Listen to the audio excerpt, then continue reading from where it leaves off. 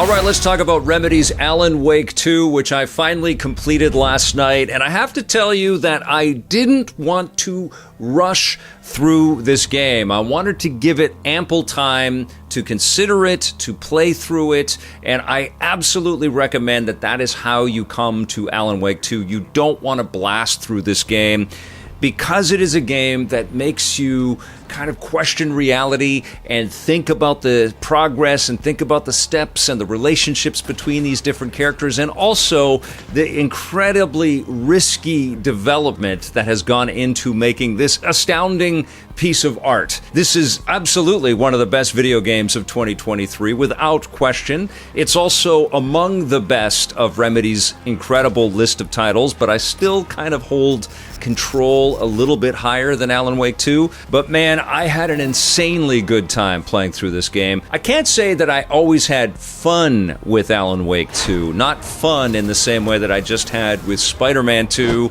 and Super Mario Wonder. This is not that kind of video game. This is a game where you are fully creeped out, and every step you have to kind of be careful and you have to consider. Oh, come on. You're always surrounded by the creep, all of these Taken characters that might pop out of anywhere and come at you. And you have a limited amount of ammunition, you have a limited amount of defensive moves that you can pull off, and you feel very vulnerable whether you're playing as one of the two main characters. You play as an FBI agent named Saga Anderson, and you play as the titular Alan Wake, who returns 13 years after the events of the previous Alan Wake adventure. And unlike Alan Wake 1, which felt a little bit more run and gun in some ways, it was much more kind of tilted in the sort of action-adventure territory, even though it had survival horror elements. This one really feels like a survival horror game, and I think it might be the scariest, creepiest game that I've played, but it's not a perfect experience, and I think that that kind of makes it even more perfect in a way. The rough edges around Alan Wake 2, I think, make it more human and genuine. And I love this game for that. I love that this was an investment on the part of Epic and on the part of Remedy, and it was a love letter to fans of the previous one. It was a belief in the creative director Sam Lake and the vision that he and his team had to build something wacky and strange and weird and creepy, and also universe expanding across the whole threshold of Remedy experiences, which I think is just absolutely remarkable. But it's not fun all the way through. There are definitely moments where you're struggling with inventory, like a lot of survival horror experiences. There are definitely some cheap jump scare moments where you're just swearing at the TV, where some kind of weird effect pops up and you're just saying, oh, God damn it. Jesus Christ, that scared the crap out of me. Okay,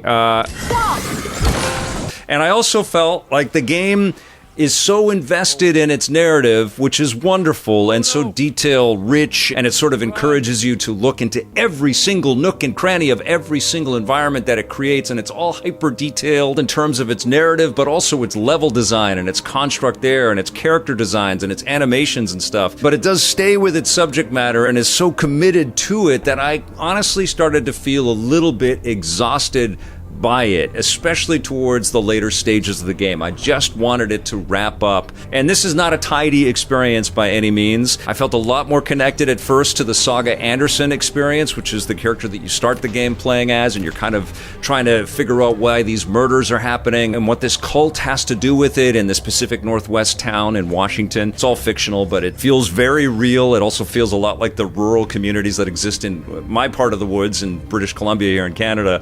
And so it looks like authentic. It looks like the team at Remedy really did their research, probably came out this way and to Seattle and took images of all the trees, and it just feels so alive, which was wonderful. And the scenes set against the ocean shore and all that just look amazing. But I did feel like I was a lot more connected to Saga Anderson, who is in effect a detective, and she's got this board in her mind space that has all of the different possible suspects. She's got profiles on different characters. She's picking up clues and adding into her deduction board, basically figuring things out, and it just felt like this really cool, complex mystery that's being solved. But we also jump over into Alan Wake's headspace, which ties to what happened in the first Alan Wake, and he's essentially writing his way out of his terrors and his captivity, and he starts in this talk show, which is just incredible. David Harewood is Mr. Door, and he's interviewing Alan Wake, and then he has to get out from behind stage. It's so freaking weird. And he's using this device to click on and off the lights and capture lights and take them with him. And every time he changes the lights, all of the physical geometry in the world might shift a little bit and change, and so doors might appear. And it's so weird and disconnected and hard to wrap your head around exactly what you're going to do. And at first it's amazing, and you're just in awe of the ingenious level design and all of the construct that has gone into building this and making it feel so tactile and real.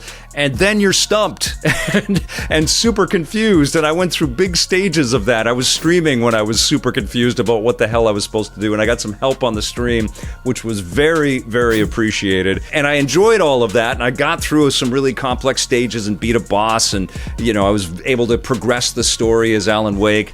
But I felt a lot more comfortable jumping back into the shoes of Saga Anderson. And I played through all of Saga's missions up to the end. But then the game shifts back and you play all of Alan Wake's missions through the end. And I thought I had an understanding of where we were going with the Alan Wake stuff, but boy, was I surprised. I'm not going to spoil the mission structure. It's floating all over the internet, so if you haven't seen it, do yourself a favor and don't see it, but I'm not spoiling it here. But there is some incredible stuff, some Game of the Year stuff in the Alan Wake structure and the missions in there that just knocked me on my butt. I could not believe what I was playing, what I was seeing, and I was just overjoyed in that particular experience, which kind of is the peak of the whole totality of the Alan Wake 2 video game for me. It never reached that height again, I think, in terms of where the game went, but it was all incredibly enjoyable. I had some frustrations with some of my boss fights, which mostly had to deal with, not having enough tools at my disposal. I'd taken care of too many bad guys with shotgun shells, and I was out of light pulses and stuff. And so there were some frustrations there, but I got through the entirety of the story. It took, some replays of missions. I got into the habit of saving often before I was going to take any risks, and I was genuinely and generally creeped out all the way along. I had goosebumps, I had chills down my spine all the way through, in part by just the brave quality of the development that I was witnessing, and also the exemplary mechanics and the terror that was just seeping through every corner of this game. It maybe is a little indulgent and maybe goes on a little long, but I think by the nature of games, and I've had some time to kind of think about this, I think the nature of games is to kind of overdo it and to throw lots and lots of stuff in there, because the designers don't know how much the player is going to take in. And so there's some repetition in storytelling. Part of it is on purpose, but part of it is like, okay, I get it. And I just feel like a little tightening would have made the game just really, really sing. I think this would have exploded and completely taken the Game of the Year list. And for me, this is near the top of the best stuff that I played in 2023, but it isn't quite the best that I've played in 2023. I love it though, and I'll just say that music is such a huge component in this game. There's an actual rock band in here, there are musical interludes between chapters, there's lots of video content that pops up on screens, whether they're television screens or movie screens. And so I had this thought as I was playing the game, is that a lot of times when you have something that's so cinematic like Alan Wake 2, I think it's an easy leap to say, well, this should be a movie. They don't need to make a movie. They made a movie. They made the movie of the whole Alan Wake experience between the first game and the second game, and they've built it into the gameplay. And they don't need to do it. And if they do it, I don't see how they could make it better than this interactive film experience and the way that they've interwoven video pieces into gameplay. This is so freaking tight and so slick and so innovative, it's impossible to ignore. I love Remedy. I am just blown away by the inventiveness of the studio, and Sam Lake continues to impress. I cannot wait to see what they do with the Max Payne 1 and 2 remakes. I can't wait to see what Control's sequel turns out to be. And who knows if we're going to get more Alan Wake. But Alan Wake 2 is a remarkable experience. You do not want to miss it, especially if you're a survival horror fan. And do yourself a favor and play the first Alan Wake game and play Control and jump into this one after those two. You're going to appreciate it so much more. I'm going to give Alan Wake 2 a 9 out of 10.